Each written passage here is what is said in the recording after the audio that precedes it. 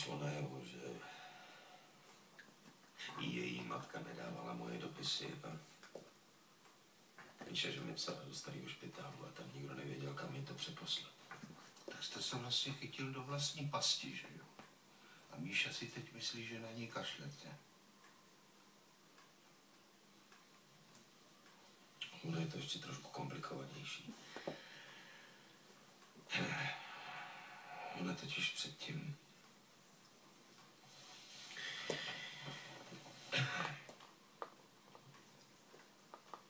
Předtím Míša skončila na vozíku.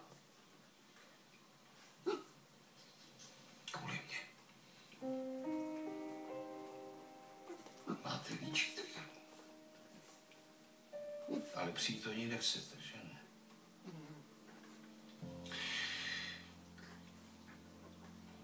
Když já nevím, jestli si ji mám znovu montovat do života. Jestli není lepší nechat to tak, jak to je.